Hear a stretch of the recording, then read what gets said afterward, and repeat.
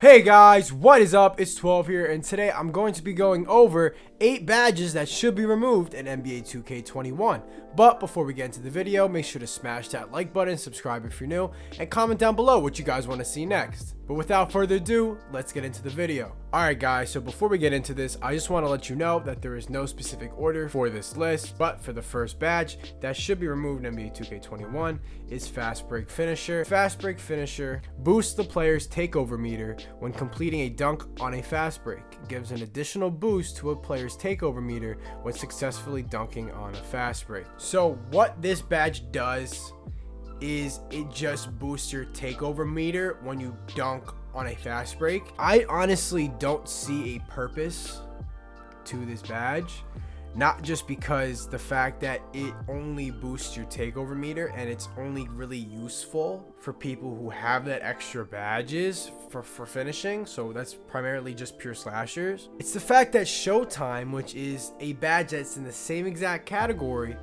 does the exact same thing. It boosts your takeover meter after a flashy dunk. You're gonna have a lot greater of a chance of boosting your takeover meter off Showtime in comparison to Fast Break Finisher, because you're not always gonna get a lot of fast breaks unless you play heavy on them passing lanes. The next badge I want to go over is probably one of my least favorite badges in NBA 2K20, which is Flexible Release. Flexible Release reduces the penalty suffered from missed time jump shots released.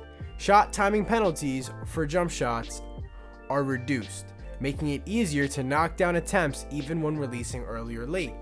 This absolutely is a no-no.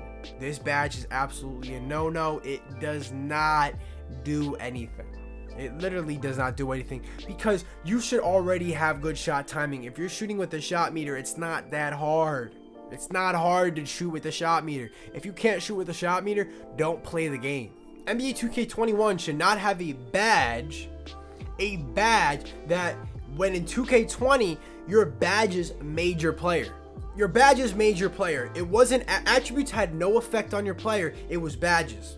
So you're telling me if you add a badge that rewards bad shot timing, which is the whole point of the game, is you have to correctly time your shot, whole point of the skill gap with the no shot meter, it should not be in the game. It should not boost bad shot timing. And like I said, it's such a counterproductive thing to the no shot meter skill gap.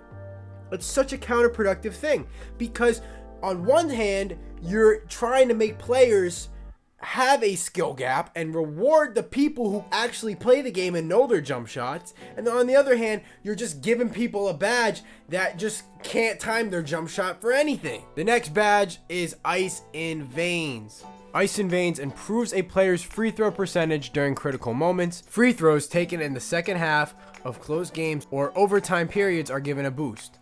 Also, the timing window for free throws becomes larger. I literally have only one thing to say about this badge, is what the is this? Like, what is the point of this freaking badge? Because no one's gonna put it on their my player. I'm 100% certain. I'm never putting a badge that boosts free throw percentage when in part you're not even playing free throws. You're not even shooting free throws. I'm definitely not putting that badge on. Definitely not for Pro-Am either.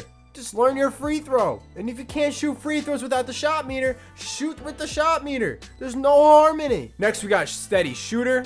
Steady Shooter reduces the penalties for contested shots and bonuses for open shots. Shot attempts that are contested receive less of a penalty. However, shot attempts that are open do not receive as much as a bonus.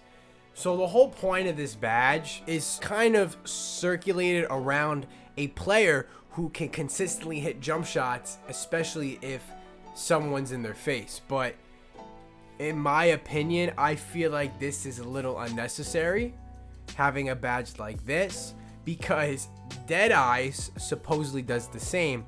However, it doesn't have recoil if you take an open shot. What I mean by recoil when you take an open shot is, like it said in the description, it will reduce the shot percentage of a full white if you have this badge on. The next badge is Pass Fake Maestro. It increases the effectiveness of pass fakes. Pass fakes become much quicker and tighter, making them more useful in baiting the defense. When the hell is someone gonna fall for a pass fake on an online game mode? In Park, for me in Park, I love to use pass fakes to slow down and control the game at my own pace. However, I am not one-hand palming the ball and pass faking it to the right side of the court and having my defender run all the way to that side.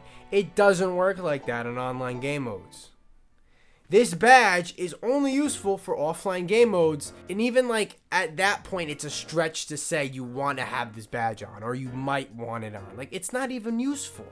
Next, we got Stop and Go. Stop and Go improves a player's ability to start and stop with the ball, allows the ball handler to start and stop quickly with unique stops and launches exclusive to this badge. It's basically a knockoff version of Quick First Step. It's like a combination between downhill Quick First Step. Basically, what it is when you're running down the court, you let go of the right trigger, it stops you from sprinting. And then when you press the right trigger again, it's going to give you this launch animation, quote unquote, that allows you to speed boost right to the rim. There's so many better things you can do than have that badge. You can have animations and know how to dribble, so you will be able to go around your defenders rather than just letting go of the right trigger and pressing it again to just launch forward. It doesn't make any sense to me. Okay, so for this badge, I feel like this is going to start a little controversy. But in my opinion, I feel like Interceptor should be removed in NBA 2K21. I'm putting this and Flexible Release at the exact same level. Why am I doing that? So what does Interceptor do? It increases the chances of getting steals in passing lanes. The frequency of successful tipped or intercepted passes greatly increases. So I have had this badge on some of my players in the beginning of playing Park.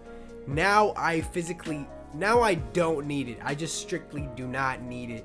It's a badge that you don't want to put it on even over silver. It has no benefit after silver. It doesn't really do anything. And you might be able to get like a couple more lob steals off of that, but that's about it. You should be able to steal passes out of passing lanes, not your badge, off of IQ and skill. Once again, it's very counterproductive, like Flexible Release, to having a skill gap. Unlike in shooting, which is no shot meter, a skill gap on defense is being able to bait your defenders or bait the offensive players and get steals out of passing lanes.